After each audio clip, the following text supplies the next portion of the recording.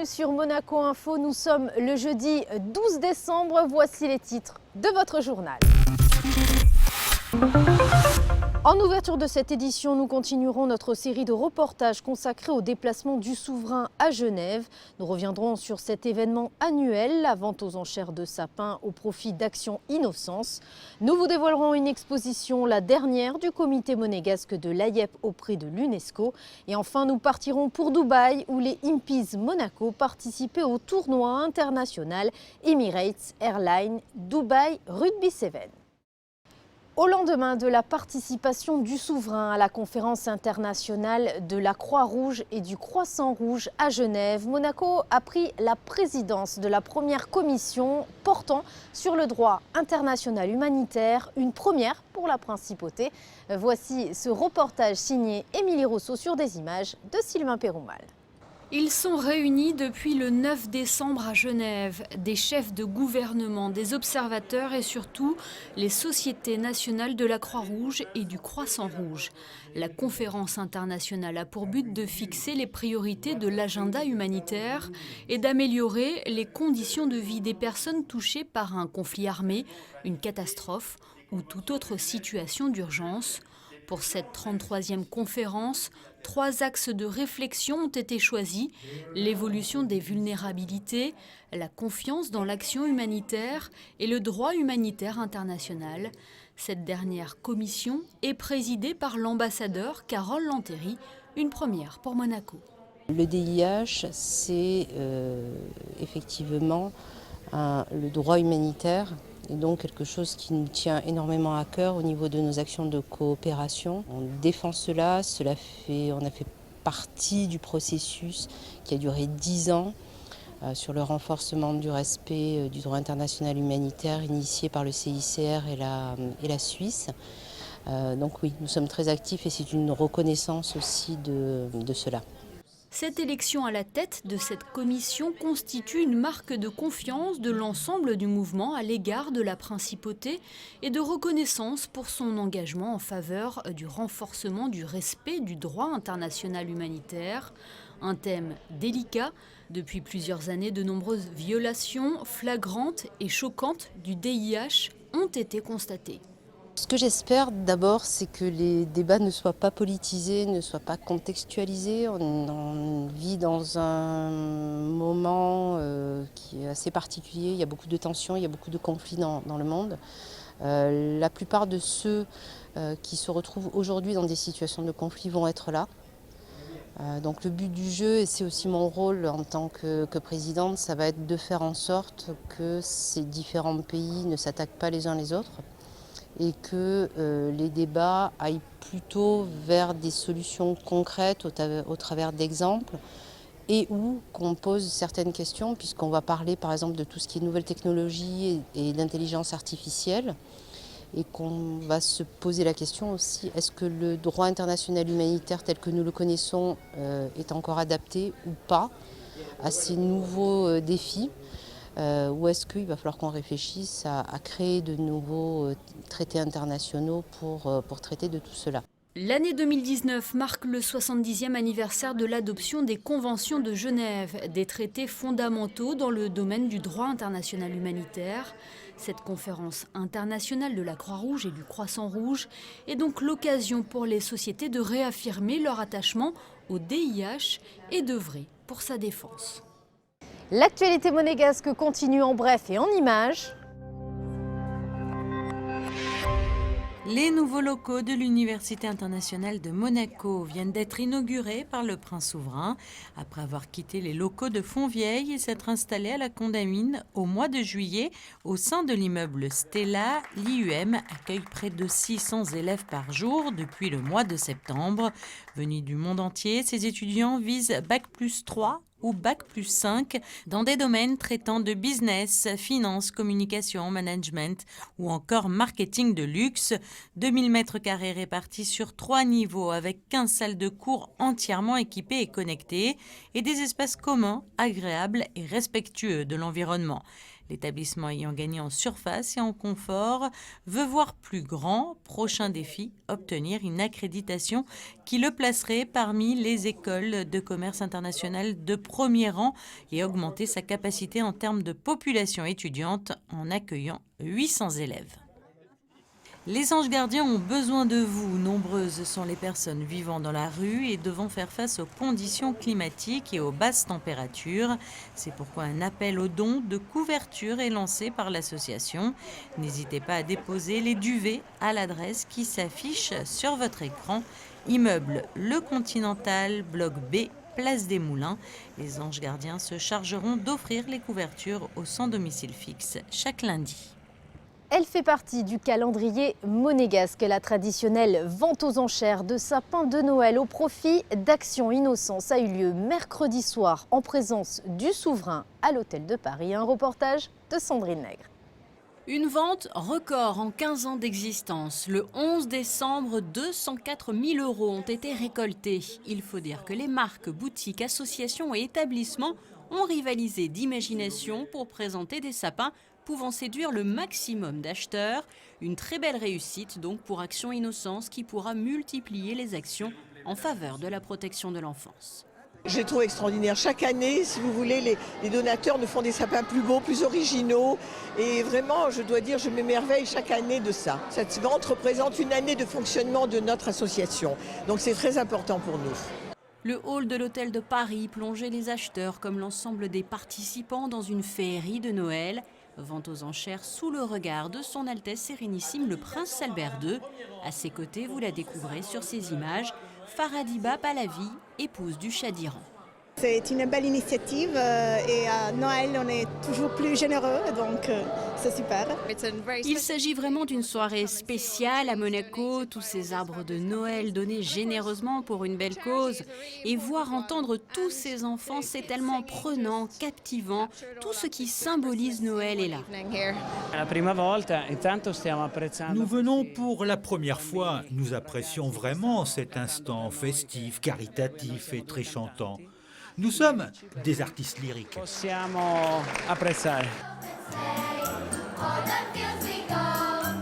Les sommes récoltées vont ainsi permettre à Action Innocence de poursuivre sa mission, lutter pour préserver la dignité et l'intégrité des enfants sur Internet en formant notamment les jeunes internautes à un usage sécurisé.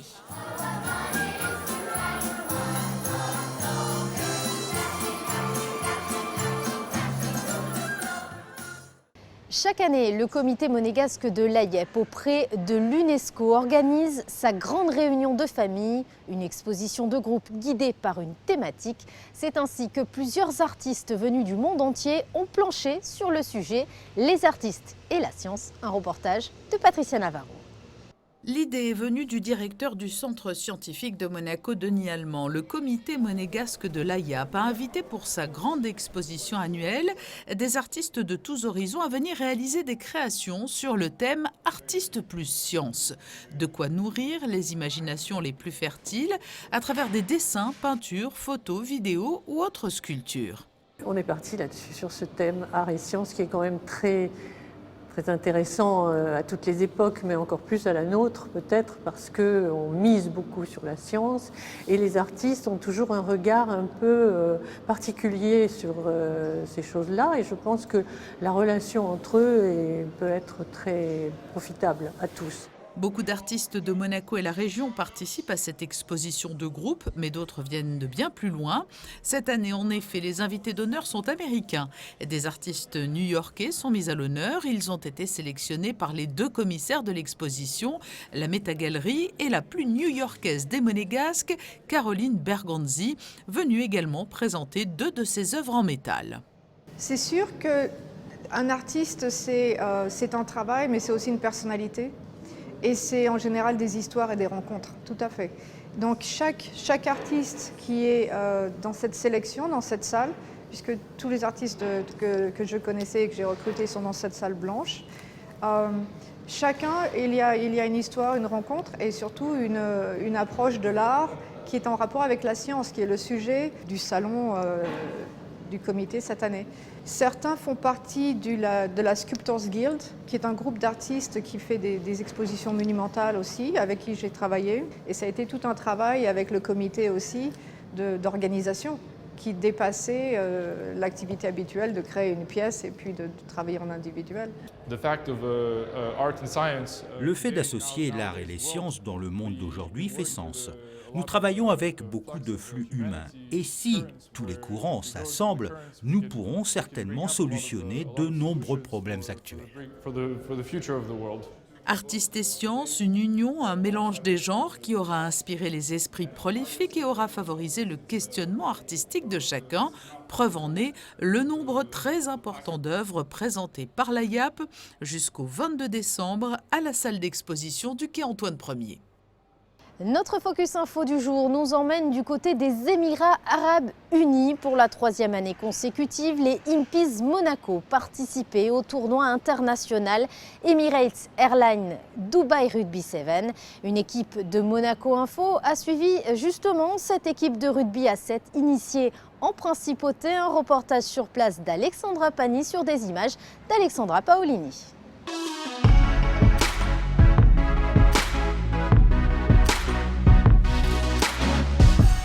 C'est en plein désert que se déroule pour la 50e année le tournoi Emirates Airlines Dubai Rugby Sevens.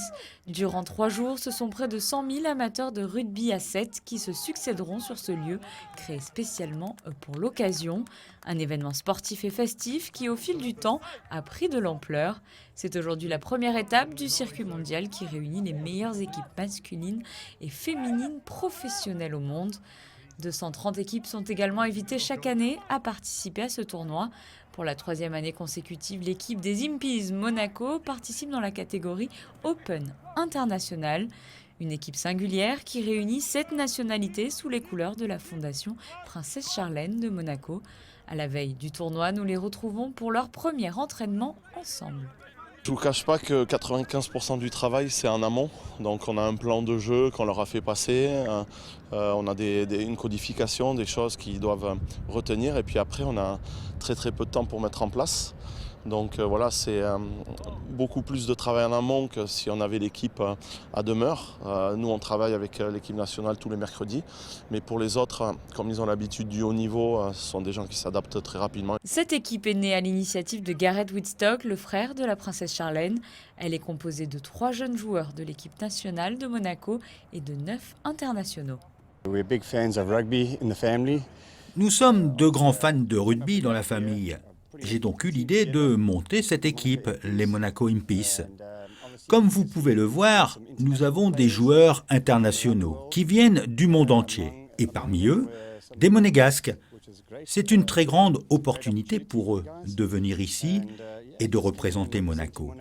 C'est aussi une belle occasion de montrer leur talent sur le terrain. Premier grand rendez-vous le jeudi matin sur le pitch numéro 5 face aux Northam Rhinos. Sur le terrain, les hommes de Nicolas Bonnet ont fait honneur à leur nom. Impies signifie guerrier en zoulou. Ils l'emportent 31-10. L'objectif, ça va être de terminer premier de notre groupe. Les 2 premiers se qualifient, mais on va quand même essayer de terminer premier.